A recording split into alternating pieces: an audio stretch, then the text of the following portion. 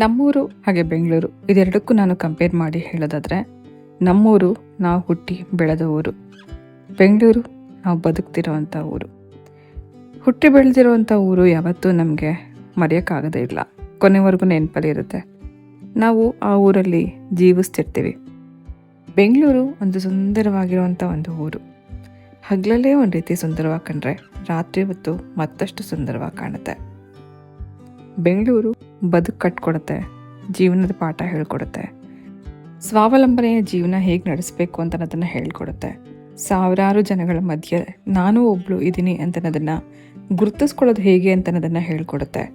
ಪ್ರತಿದಿನವೂ ಒಂದೊಂದು ಚಾಲೆಂಜಿಂಗ್ ಆಗಿರುತ್ತೆ. ಹಗಲಲ್ಲೇ ಒಂದು ರೀತಿ, ಇರುಳಲ್ಲೇ ಒಂದು ರೀತಿ ಕಾಣುವಂಥ ಈ ಬೆಂಗಳೂರು ನೋಡೋಕ್ಕಂತೂ ಸುಂದರವಾಗಿದೆ, ಆದರೆ ಇಲ್ಲಿ ಬದುಕೋದು ಅಷ್ಟೇ ಕಷ್ಟ ಇದೆ. ನೆಮ್ಮದಿ ಬೇಕು ಅಂದರೆ ನಮ್ಮೂರು, ಅಂದರೆ ನಾವು ಹುಟ್ಟಿ ಬೆಳೆದ ಊರು. ದುಡ್ಡು ಬೇಕು ಅಂದರೆ Bengaluru. Ideas, welcome back, welcome to Suji's lifestyle. ಹೇಗಿದ್ದೀರಾ? ನೀವೆಲ್ಲರೂ ಚೆನ್ನಾಗಿದ್ದೀರಾ ಅಂತನ್ನೋದು ನನ್ನ ಭಾವನೆ. ಲಾಸ್ಟ್ ವಿಡಿಯೋ ನಮ್ಮ ಊರಿಗೆ ಬಂದಿರೋ ಅಂಥದ್ದನ್ನು ನಿಮಗೆ ಹೇಳಿದ್ದೆ, ಅದರ ನೆಕ್ಸ್ಟ್ ಡೇ ಕಂಟಿನ್ಯೂಷನ್ ಇದು. ಇವತ್ತು ಭಾನುವಾರ. ನಮ್ಮಮ್ಮ ಆಗಲೇ ಎದ್ದು ನೀರೊಳಗೆ ಸೌದೆ ಹಾಕಿ ನೀರು ಬಿಸಿ ಮಾಡಿ ಇಟ್ಟಿದ್ರು. ಮಕ್ಕಳಿಗೆ ಅಂತರ್ಗಂಗೆ ತೋರಿಸ್ಬೇಕು ಅಂತ ನಮ್ಮ ತಂದೆಯವರಿಬ್ಬರನ್ನು ಕರ್ಕೊಂಡು ಹೊರಟಿದ್ದಾರೆ. ಬೆಳಗ್ಗೆನೇ ಎಲ್ರದ್ದು ಸ್ನಾನ ಆಗಿದೆ, ಅಮ್ಮಗೆ ಬಿಸಿ ಕಾಫಿ ಕೂಡ ರೆಡಿ ಮಾಡ್ತಿದ್ದಾರೆ. ಇವತ್ತು ಬೆಳಿಗ್ಗೆ ಎದ್ದಿದ್ದು 5 ಗಂಟೆಗೆ ಎದ್ದು ಸ್ನಾನ ಮಾಡಿ, ಅಂದರೆ ಸೌದೆ ಒಲೆ ಸ್ನಾನ ತುಂಬ ಚೆನ್ನಾಗಿತ್ತು, ನಂಗೆ ತುಂಬ ಇಷ್ಟ. ಸೊ ಇವಾಗ ದೇವಸ್ಥಾನಕ್ಕೆ ಹೋಗೋಕ್ಕೆ ಅಂತ ರೆಡಿ ಆಗಿದ್ದೀನಿ. ನನ್ನ ಜೊತೆ ತಾತ ಮತ್ತು ಹಸುನು ಬರ್ತಾ ಇದ್ದಾರೆ. Good morning.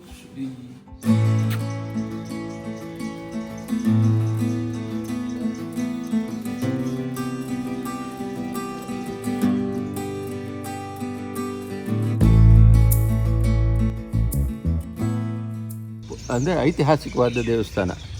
ಪ್ರತೀತಿ ಇಲ್ಲಿ ಏನಂದ್ರೆ, ಈಗ ಮಕ್ಕಳಿಲ್ದವ್ರಿಗೆ ಒಂದು ಮಗು ಆಯಿತು ಅಂತಂದು ಅಲ್ಲಿ ಬಿಟ್ಟರು ಅಂದ್ರಲ್ಲ ಪಾತಾಳ ಗಂಗೆಯಲ್ಲಿ, ಶಿವಗಂಗೆಯಲ್ಲಿ, ಇಲ್ಲಿಗೆ ಬಂತು ಅನ್ನೋದು ಒಂದು ವಾಡಿಕೆ ಇದೆ, ಅಂದರೆ ನಂಬಿಕೆ. ಅಂದರೆ ಬರೋದಕ್ಕೆ ಜಾಗ ಇಲ್ಲ ಅಂತ ನಾವು ಅನ್ಕೊಳ್ತೀವಿ. ಎಲ್ಲೋ ಒಂದು ನೀರಿನ ಬರೋದು ಅಷ್ಟೇ ಇದೆ. ಇದು ಸರಿಯಾಗಿ ಅದನ್ನು ಅಂತರದಲ್ಲಿ ಮೂಲೆಯಿಂದ ಮೂಲೆಗೆ ಹಿಂಗೆ ಮೂಲೆಗೆ ಹೊಡ್ಕೊಂಡು ಆಮೇಲೆ ಮೂಲಿಂದ ಮೂಲೆಗೆ ಹೊಡ್ಕೊಂಡು ಇನ್ನೂ ಹಿಂಗೆ ಇದೇ ಥರ ಕಟ್ಕೊಂಡು ಹೋಗೈತೆ ಒಳಗೆ. ಆಮೇಲೆ ಇಲ್ಲಿ ಸ್ವಲ್ಪ ಕೈ ಕಾಲು ಹೊಡೆದ್ಮೇಲೆ ಆಮೇಲೆ ಪಕ್ಕದಲ್ಲೇ ಹೋಗೋದು. ಸಾಕಾದರೆ ಹಿಂಗೆ ಮೆಟ್ಲು ಇಟ್ಕೊಳ್ಳೋದು. ಹಿಂಗೆ ಮಾಡಿ ಕಲ್ತ್ಕೊಂಡೆ ನಾನು, ಯಾರು ಕಲ್ತಿಲ್ಲ, ನಾನೇ ಕಲ್ತ್ಕೊಂಡೆ. ಅಲ್ಲಿಂದ ಮೇಲಿಂದ ಎಲ್ಲ ದುಮ್ಕೋರು, ಕೈ ಹೊಡಿಯೋರು. ಒಂದು ಸತಿ ಒಬ್ಬನಿಗೆ ಅಲ್ಲೇ ಕೆಳಗಡೆ ಬಿದ್ದೋಗ್ಬಿಟ್ರು, ತಲೆ ಓಳೋದು.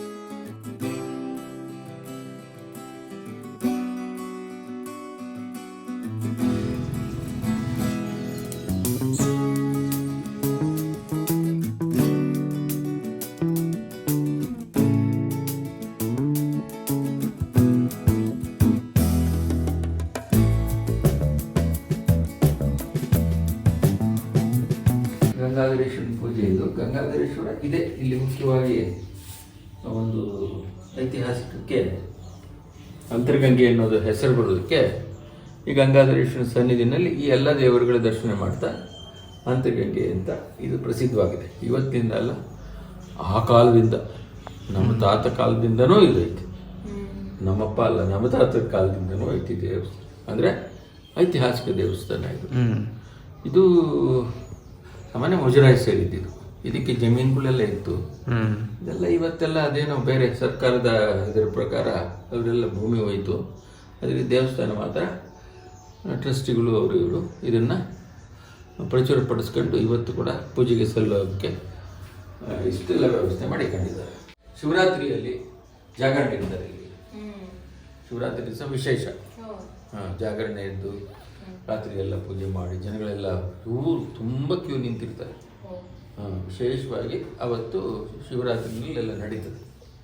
ಧಾನ್ಯದಲ್ಲಿಟ್ಟು ಆಮೇಲೆ ನೀರಿನಲ್ಲಿಟ್ಟು ಆಮೇಲೆ 48 ದಿವಸ ಪೂಜೆ ಮಾಡಿ ಬೆಳಿಗ್ಗೆ ಎದ್ದು ಸ್ನಾನ ಮಾಡಿ ತಣ್ಣೀರಲ್ಲಿ ದೋಷ ಇತ್ತಲ್ಲ ಆ ದೋಷ ಪರಿಹಾರಕ್ಕೆ ಎಲ್ಲ ಮಾಡಿ ನಮ್ಮಪ್ಪ ಅವರು ಅದಾದ ನಂತರ ಮಕ್ಕಳು ಉಳಿದಿತ್ತು. ಅದಕ್ಕೆ ಮುಂಚೆ ಹೊಟ್ಟೋಗ್ಬಿಡೋದು. ಅಲ್ಲಿಂದ ನಮ್ಮ ವಂಶ ಬೆಳೀತು.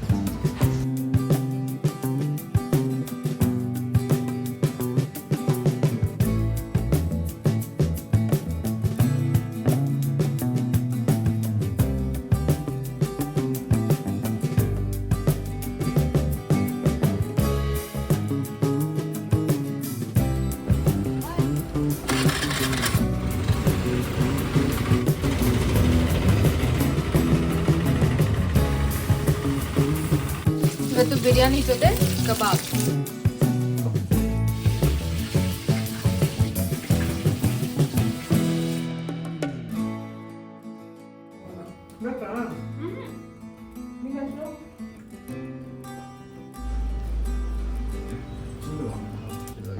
ಒಬ್ಬಟ್ಟು ಊಟ ಇವತ್ತು.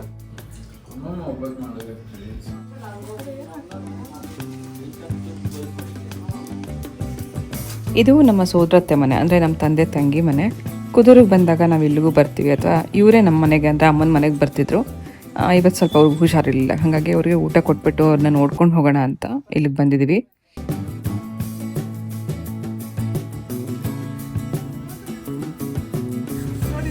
ಮದುವೆ ಆಲ್ಬಮ್ ತಾತಂದು ನಮ್ದು ಮದುವೆ ಫೋಟೋ. ಇದು ಮದುವೆ ಫೋಟೋ ನಿಮ್ದಾ? ಕಡಿ ಸ್ವಲ್ಪ ಕಾಣಿಸ್ತಾ ಇಲ್ಲ.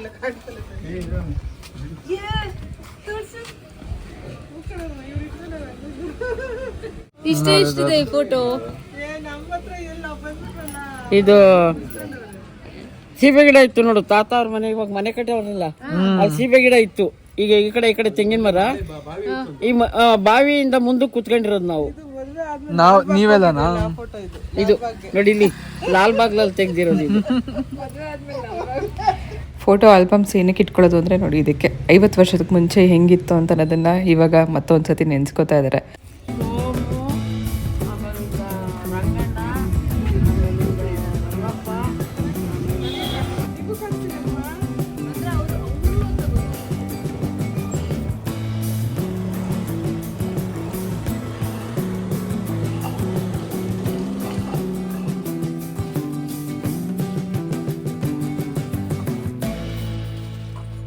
ಇದು ನಮ್ಮ ತಂದೆಯವರ ಸ್ನೇಹಿತರು, ಅಂದರೆ ತುಂಬ ಚೈಲ್ಡ್ಹುಡ್ ಫ್ರೆಂಡ್ ಮನೆ.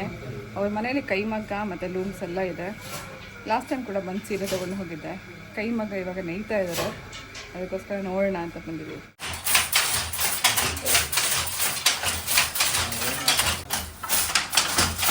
ಈ ಬೇಲ್ ಹಾಕ್ಬೇಕಾದ್ರೆ ಸೇರಪ್ಪ ಸತತವಾಗಿ 2 ದಿನ ಬೇಕು ತೋರಿಸ್ತೀನಿ ಸೀರೆ. ಈಗೇನವ ಈ ಮೂಟೆ ಎಲ್ಲ ತುಂಬವು ಇವೆಲ್ಲ ಡೂಪ್ಲಿಕೇಟ್ ಅಂದರೆ ಏನು ಸೀರೆ ಅಂತ ಇದು? ಇದೆಲ್ಲ ಸುಮಾರು ಇವಾಗ ಆನ್ಲೈನಲ್ಲಿ ಮಾಡ್ತಿದಾರಲ್ಲ. ಶ್ವೇತ ಒಂದು ಇದು ಇದೆ ಸೇಮ್, ಅದ್ಯಾರು ತಗೊಂಡಿದ್ರು ಅಂತ ಕಟ್ತಾ ಇಲ್ಲ. ಇದೇ ಸೀರೆ ಇವಾಗ ನೇಯ್ತಾ ಇರೋದಾ? 2 ದಿನ ಸತತವಾಗಿ ಬೇಕು. ಒಂದು ಸೀರೆ ನೇಯಕ್ಕೆ 4 ದಿನ 5 ದಿನ ಬೇಕು. 5 ದಿನ ಬೇಲೆ ಜಾಸ್ತಿ ಅಂತದಲ್ಲ ಟೈಮ್. ಏನು ಸಕ್ಕದಾಗಿರಲ್ಲ, ಪ್ಯೂರ್ ಕೈಮಗ್ಗದ ಸೀರೆ ನೋಡಮ್ಮ. ಇಲ್ಲಿಂದ ಇಲ್ಲಿಗೆ ಗಾಳಿ, ಅಲ್ಲಿಂದ ಅಲ್ಲಿಗೆ ತಿರುಗಬೇಕು, ಇಲ್ಲಿಂದ ಇಲ್ಲಿಗೆ ತಿರುಗಬೇಕು. ಕೈ ಕೆಲಸ ಜಾಸ್ತಿ ಇತ್ತು ಅಲ್ಲೇ ಎಲ್ಲ ಟರ್ನಿಂಗ್ ಕಣೆ. ಕಳಿಸ್ಬಿಡ್ತೀರಾ ಅಥವಾ ನೀವೇ ಮಾಡ್ತಾ ಇದ್ದೀರಾ? ಇಲ್ಲಮ್ಮ, ನಾನು ಹೋಲ್ಸೇಲ್ ಅಂಗಡಿಗೆ ಹಾಕೋದು. ಅಂಗಡಿಗೆ ಹಾಕ್ತೀರಾ? ಚೆನ್ನಾಗಿದೆ. ಇದು ಕೈಮಗ್ಗನಮ್ಮ. ಆಮೇಲೆ ತೋರಿಸಿ ಕೈ ಕೆಲಸ ಇರಲ್ಲ ಅದರಲ್ಲಿ, ತಿರುಗಿಸೋದು ಎಲ್ಲ ಅಷ್ಟೇ ಆಟೋಮೆಟಿಕ್ ಓಡ್ತಾ ಇರ್ತದೆ. ಎಳೆ ಕಟ್ಟ ಇದ್ರು ಮಗು ನಿಂತೋಗ್ತದೆ. ತಂದೆ ಫ್ರೆಂಡ್ ನೋಡಿ ಇವಾಗ್ಲೂ ನೇಯ್ತಿಯಾರ ಅವರು. ನಾನು ಹಂಗೂ ಕೆಲಸ ಮಾಡೋ ಹೊತ್ತಿಗೆ ಆರೋಗ್ಯವಾಗಿ ಇದ್ದೀನಿ. ಕಣ್ಣೆಲ್ಲ ಸರಿಯಾಗಿ ಕಾಣಿಸುತ್ತಾ ಅಣ್ಣ? ಎಳೆಗಳೆಲ್ಲ ಕಾಣಿಸುತ್ತಾ? ನಾನು ಫೋನ್ ಮಾಡಿ ಕನ್ನಡಕ ಕರೆದೆ, ಕನ್ನಡಕ ಯಾವ್ದು ಕನ್ನಡಕ ಇವ್ರಿಗೆ ಚಟ್ಟೆ ಆಗ್ಲಿಲ್ಲ. ನಿಮ್ ಕಣ್ಣು ಚೆನ್ನಾಗಿ ಹೋಗಿ ನಿಂತು ಕಳ್ಸಿದ್ರು. Very good. ಇದೆಲ್ಲ ಲೂಮ್ ಸೀರೆ ಅಣ್ಣ? ಎಲ್ಲ ಫೋನ್ ತಗೊಂಡ್ ನೋಡ್ರಿ. ಲೂಮ್ ಅಂದ್ರೆ ಆಟೋಮೆಟಿಕ್ ಮಿಷಿನ್. ಇದು ಕೈ ಕೈ ಕೆಲಸ. ಇದಕ್ಕೆ ಬೆಲೆ. ಇದಕ್ಕೆ ಬೆಲೆ ಎಷ್ಟಿರ್ಬೋದಣ್ಣ ಇದು ಸೀರೆ? ಹೊರಗಡೆ ಬೆಲೆ ಎಷ್ಟಿರ್ಬೋದು ಇದ್ರದ್ದು? ಇದು ನಾನು 9 ಕೊಡ್ತಾ ಇದ್ದೀನಮ್ಮ. ಅದು ಈ ರೇಟ್ ಮಾತ್ರ ಯಾರು ಕೊಡಲ್ಲ. Pure silk, Mysuru silk, pure Mysuru silk. ಇದು ಬಂದು ನಿಮಗೆ 8.5 ಬೀಳುತ್ತೆ ಮೇಡಮ್. ಇದು 8.5. ಶೋರೂಮ್ ಅಲ್ಲೆಲ್ಲ ಮೇಲೆ ಕಾಪಿ ಬರು ಎಲ್ಲ ಓನೇ. ಇದು ಇವಾಗ ಟ್ರೆಂಡ್ ಇವಾಗ. ಹೌದು, ಸುಮಾರು ಕಡೆ ನೋಡಿದ್ದೀನಿ ನಾನು ಇದು. ಇದು ನೋಡ 65,000 ರೂಪಾಯಿ ಕೋರ ಸೀರೆ. ಅದಾ? 65,000. ಒಂದೊಂದಕ್ಕೆ ಲಕ್ಷ ನಿಮ್ಗೆ. ಇದು ರಿಚ್ ಪಲ್ಲು ಗೋಲ್ಡ್ ಇದೆ. ರಿಚ್ ಪಲ್ಲು, ಚಿಟ್ ಪಲ್ಲು ಬರಲ್ಲ, ಗೋಲ್ಡ್ ರಿಚ್ ಪಲ್ಲು ಬರುತ್ತೆ. ಬಟ್ಟೆ ಎಲ್ಲ ಸೇಮ್ ಬರುತ್ತೆ. ಸೀರೆ ಫುಲ್ಲು ಚೆಕ್ಸ್ ಬರುತ್ತೆ. ಮಾತ್ರ ಗೋಲ್ಡ್. ಬ್ಲೌಸ್ ಬಂದು ಪ್ಲೈನ್ ಬರುತ್ತೆ. ಮಾರ್ಕ್ ಕಲಾ ಬರುತ್ತೆ. ಬ್ಲೌಸ್ ಬಂದು ಪ್ಲೈನ್. 72,000 ಒಂದು ಮಾರ್ಕ್ ಕಲಾ ಬರುತ್ತೆ. ಗೋಲ್ಡ್ ಸಾರಿ. ಗೋಲ್ಡ್. ನಮ್ಮ ಅಜ್ಜಿ ಒಂದು ಸಾರಿ ಇತ್ತು ಅದು. ಮಮ್ಮ ಅವ್ರ ಪ್ಯೂರ್ ಗೋಲ್ಡ್ ಏನೂ ಆಗಿರ್ಲಿಲ್ಲ. ಅದಕ್ಕೆ ಈ ಹಳೆ ಸೀರೆಗಳು ತಗೊಳಕ್ ಬರ್ತಾರಲ್ಲ ಇವತ್ತು. ಅದ್ರಲ್ಲಿ ಇದೇ ಉದ್ದೇಶ, ಜರಿ ಉದ್ದೇಶಕ್ಕೆ. ಜರಿಗೋಸ್ಕರ, ಪ್ಯೂರ್ ಜರಿ. ಗ್ರೀನ್ ಮತ್ತೆ ಪಿಂಕ್. ಇದು ಇವಾಗ ಟ್ರೆಂಡ್ ಇವಾಗ ಓಡ್ತಾ ಇರೋದು. ನಾವ್ ಅಮ್ಮನ್ ದಾರೇದಂತೆ ಇದು ಕೊಟ್ರೆ 4,500 ರೂಪಾಯಿ ಕೊಡ್ತಾರೆ ಸೀರೆ ಇವತ್ತು. ಖಂಡಿತ. ಜರಿ ನೋಡ್ರಿ, ಹೆಚ್ಚು ಕಡಿಮೆ 50 ವರ್ಷದ ಸೀರೆ ಅದು. ಹೆಂಗದ ನೋಡಪ್ಪ. ಜರಿ ನೋಡ್ರಿ, ನಮ್ ತಾತನೇ ನೈದಿರೋದು. ನೋಡ್ದಾ? ಚಂಡಿ ಬಂದ್ರೆ ಮೇಲೆ ಕತ್ತಿರಲಿಲ್ಲ, ಅದು ಕಲಾ ಬತ್ತು. ಅದು ಒರಿಜಿನಲ್. ಅಯ್ಯೋ, ಅದ್ರ ಕತೆನೇ ಬೇರೆ. ಈಗ ಯಾರು ರೇಷ್ಮೆ ಸೀರೆ ಮಗದವ್ರ ಹತ್ರನೇ ಬಂದು ತಗೋಬೇಕು ಅಂತಾರೆ. ಈಗ ಸುಮಾರು ಜನ ಎಲ್ಲ ಸೀರೆ ಮಾತ್ರ ಯಾವುದು ಪ್ಯೂರ್ ಅಂತ ಗೊತ್ತಿರಲ್ಲ. ಏನಾದ್ರು ನಿಮ್ಮ ಹತ್ರನೇ ಬಂದು ಸೀರೆ ತಗೋಬೇಕು ಅಂದ್ರೆ ನೀವು ಕೊಡ್ತೀರಾ? ಮೇಡಮ್ ಅಕ್ಕ ನಾವ್ ಏನ್ ಮಾಡ್ತೀವಿ ಅಂತಂದ್ರೆ ಪ್ಯೂರ್ ಅಂದ್ರೆ ಪ್ಯೂರೇ ಕೊಡ್ತೀವಿ. ನಾವು ಮನೆಯಲ್ಲಿ ಸೀರೆ ಮಾರೋದ್ರಿಂದ ನಾವು ಸುಳ್ಳು ಹೇಳಿ ಮಾಡಕ್ಕಾಗಲ್ಲ. ಈಗ ಚಿಕ್ಕಪೇಟೆನಲ್ಲಿ ಇದು ಏನು ಆರ್ಟ್ ಸಿಲ್ಕ್ ಸೀರೆನೆಲ್ಲ ಸೀರೆ ಸಿಲ್ಕ್ ಮಿಕ್ಸ್ ಅಂತ ಹೇಳ್ಬಿಟ್ಟು ಕೊಡ್ತಾರೆ. ಬಟ್ ಅವ್ರು ತಗೊಂಡ್ಬಂದ್ಬಿಟ್ಟು ನಮ್ಮಂತವ್ರು ತೋರ್ಸ್ದಾಗ ಅದ್ರ ಬಂಡವಾಳ ಏನಂತ ಗೊತ್ತಿರುತ್ತೆ. ಆಮೇಲೆ ಅವ್ರು ತಿಳ್ಕೊಂಡು ಹೋಗ್ತಾರೆ, ತಿರ್ಗಿ ಅದೇ ಅಂಗಡಿಗೆ ಹೋಗಿ ವಾಪಸ್ ಕೊಡಲ್ಲ. ಬಟ್ ಆ ಉದ್ದೇಶಕ್ಕೆ ನಾವು ಮನೆಯಲ್ಲಿ ಮಾರೋದ್ರಿಂದ ನಾವ್ ಹೇಳ್ಬಿಟ್ಟು ಹಿಂದೆ ಇರೋದೆಲ್ಲ ಅದೆಲ್ಲ ಆರ್ಟ್ ಸಿಲ್ಕ್ ಸೀರೆಗಳು. ಅದ್ರಲ್ಲಿ ಒಂದು ಎಳೆನೂ ಸಿಲ್ಕ್ ಇಲ್ಲ, ಎಲ್ಲ ಆರ್ಟ್ ಸಿಲ್ಕ್ ಸೀರೆ. ಅದನ್ನೆಲ್ಲ ಸಿಲ್ಕ್ ಮಿಕ್ಸ್ ಅಂತ 7,000 ರೂಪಾಯಿ ಮಾಡಿ ಪ್ಯೂರ್ ಅಂತ ಹೇಳ್ಬಿಟ್ಟು ಕೊಡ್ತಿರ್ತಾರೆ. ಇದು ಪ್ಯೂರು, ಇದು ಡೂಪು. ಹೆಂಗ್ ಗೊತ್ತಾಗುತ್ತೆ ಇವಾಗ? ನೋಡೋಣ. ಅಲ್ಲ ನಿಮಗ್ ಗೊತ್ತಾಗಲ್ಲ, ನಮಗ್ ಗೊತ್ತಾಗ್ತದೆ. ನಮಗ್ ಗೊತ್ತಾಗುತ್ತೆ. ಕಸ್ಟಮರ್ಸ್ ಗೊತ್ತೇನೆ. ಇದನ್ನೇ ನೋಡಿ, ಇವಾಗ ಏನಾದ್ರು ಕಸ್ಟಮರ್ ನಿಮ್ಮ ಹತ್ರನೇ ಬಂದು ತಗೋಬೇಕು ಅಂತಂದ್ರೆ ಫೋನ್ ನಂಬರ್ ಹೇಳ್ತೀರಾ? ಒಂದು 9743174515 ಮೂರ್ತಿ ಅಂತ ಕುದೂರು.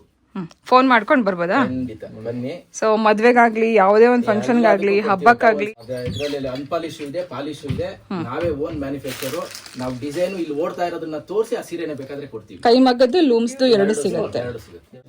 ಸೊ ಸುಮಾರು ಜನ ಹೊರಗಡೆ ರೇಷ್ಮೆ ಸೀರೆ ಅಂತ ಮಾರ್ತಿದ್ದಾರೆ. ಅದು ಎಷ್ಟು ರೇಷ್ಮೆ, ಎಷ್ಟು ಪ್ಯೂರ್ ಇರುತ್ತೆ ಅಂತ ಅನ್ನೋದು ಗೊತ್ತಿಲ್ಲ. ನಾನು ಕೈ ಮಗ್ಗದವ್ರ ಮನೆಗೆ ಬಂದು ನಾನು ನಿಮಗೆ ತೋರಿಸ್ತಿರೋ ಕಾರಣ ಏನಂದ್ರೆ ಅವ್ರಿಗೆ ಎಲ್ಲಾನು ಗೊತ್ತಿರುತ್ತೆ. ಹಾಗೆ ನೋಡಿದವ್ರು ಎಲ್ರಿಗೂ ಇದು ರೇಷ್ಮೆ ಅಂತಾನೆ ಕಾಣಿಸುತ್ತೆ. ಬಟ್ ಯಾವ್ದು ಇದರಲ್ಲಿ ಪ್ಯೂರ್, ಯಾವುದು ಅಲ್ಲ ಅಥವಾ ಡೂಪ್ಲಿಕೇಟ್ ಅನ್ನೋದು ಗೊತ್ತಾಗಲ್ಲ. ನಿಮ್ಗೆ ಏನಾದ್ರು ಪ್ಯೂರ್ ಸಿಲ್ಕ್ ತಗೋಬೇಕು ಅಂತಂದ್ರೆ ಖಂಡಿತ ನಮ್ಮ ಊರಿಗೆ ಬರ್ಬೋದು. ಈ ಥರ ಸುಮಾರು ಮನೆಗಳಿದೆ. ಬಟ್ ನಮ್ಮ ತಂದೆ ಫ್ರೆಂಡ್ ಇವರು ಸುಮಾರು ವರ್ಷಗಳಿಂದ ನೇಯ್ತಿದ್ದಾರೆ. ಅದಕ್ಕೋಸ್ಕರ ನಾನು ನಿಮಗೆ ಇಲ್ಲಿಗೆ ತೋರಿಸಿನೇ ನಿಮಗೆ ಪರಿಚಯ ಮಾಡಿಸೋಣ ಅಂತ ಬಂದಿದ್ದೀನಿ. ನೀವೇನಾದ್ರು ಕಾಂಟ್ಯಾಕ್ಟ್ ಮಾಡಬೇಕು ಅಂತ ಅಂದ್ಕೊಂಡಿದ್ರೆ ಇವ್ರ ನಂಬರೇ ನಾನು ಸ್ಕ್ರೀನ್ ಮೇಲೆ ಕೊಟ್ಟಿದ್ದೀನಿ, ಹಾಗೆ ಡಿಸ್ಕ್ರಿಪ್ಷನ್ ಬಾಕ್ಸಲ್ಲೂ ಹಾಕಿರ್ತೀನಿ. ಚೆಕ್ ಮಾಡಿ ಕಾಲ್ ಮಾಡ್ಕೊಂಡು, ಬರೋಕ್ಕೆ ಮುಂಚೆ ಕಾಲ್ ಮಾಡಿಕೊಂಡು ಬಂದು ನೀವು ಪರ್ಚೇಸ್ ಮಾಡ್ಬೋದು. ನೋಡಿ, ಇದು ಪಾಲಿಶು, ಇದು ವಿತೌಟ್ ಪಾಲಿಶು. ನಮ್ಮದೇ ಮ್ಯಾನುಫ್ಯಾಕ್ಚರು. ನಾವು ಕೊಂಡ್ಕೊಂಬಂದು ಮಾರೋದೇನಿಲ್ಲ. ನಾವು ಮ್ಯಾನುಫ್ಯಾಕ್ಚರ್ ಮಾಡ್ತೀವಿ, ನಾವು ಪಾಲಿಶ್ ಮಾಡಿಬಿಟ್ಟು ಮಡಗ್ತೀವಿ.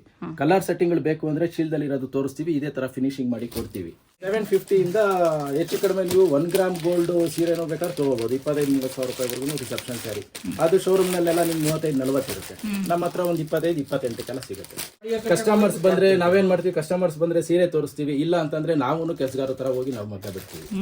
ಅಷ್ಟೇ. ನಮ್ಮ ಮಗ್ದವ್ರ ಮನೆಯಲ್ಲಿ ಸೀರೆ ಸಿಗುತ್ತೆ ಅಂತ ಬರ್ತಾರೆ, ಒಳ್ಳೆ ಕ್ವಾಲಿಟಿ ಕೊಡ್ತಾರೆ, ಮೋಸ ಮಾಡಲ್ಲ ಅಂತ ಬರ್ತಾರೆ. ಅದನ್ನ ನಾವು ಉಳಿಸ್ಕೊಂಡು ಹೋಗೋದು.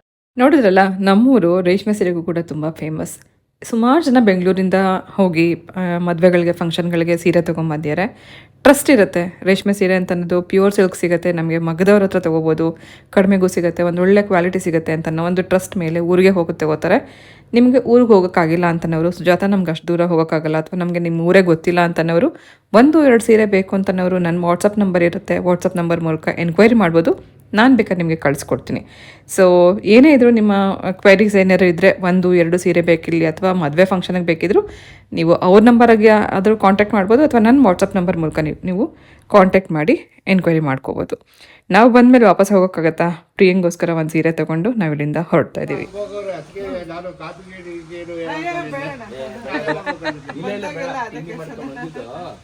ಈಗ ತಾನೇ ಎಲ್ಲ ತಿಂಡಿ ಮಾಡ್ಕೊಂಡು ಬರ್ತೀವಿ ಕಣೆ.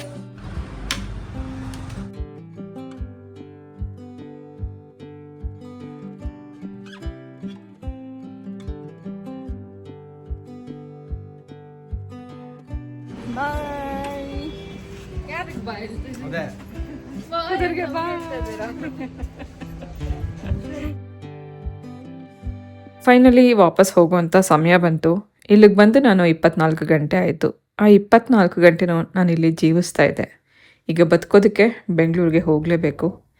ಹೋಗೋದಕ್ಕೆ ಮುಂಚೆ ಎಲ್ಲ ತವ್ರ ಮನೆಯಲ್ಲೂ ನಡೆಯುವಂಥ ಕಾನ್ವರ್ಸೇಷನ್ ಇದು. ಪ್ರತಿಯೊಬ್ಬ ಹೆಣ್ಮಕ್ಳಿಗೂ ಅವರ ಅಪ್ಪ ಅಮ್ಮ ಒಂದಷ್ಟು ಧೈರ್ಯ ತುಂಬಿ ಬೆನ್ತಟ್ಟಿ ಏನೇ ಬಂದರೂ ಹೆದರುಬೇಡ ಸಾಧಿಸು ಅಂತ ಹೇಳಿ ಒಂದಷ್ಟು ಬುದ್ಧಿ ಮಾತು ಹೇಳಿ ಕಳಿಸ್ತಾರೆ. ಇದು ಕೊನೆ ಕ್ಷಣದಲ್ಲಿ ನಾವು ಅಲ್ಲಿಂದ ಹೊರಡಬೇಕಾದ್ರೆ ಕಣ್ಣಂಚಲ್ಲಿ ನೀರಿರುತ್ತೆ, ಒಂದಷ್ಟು ಧೈರ್ಯದ ಮಾತುಗಳಿರುತ್ತೆ, ಎಲ್ಲ ಒಂದು ಕಡೆ ಮನಸ್ಸಲ್ಲಿ ಬೇಜಾರು ಇರುತ್ತೆ.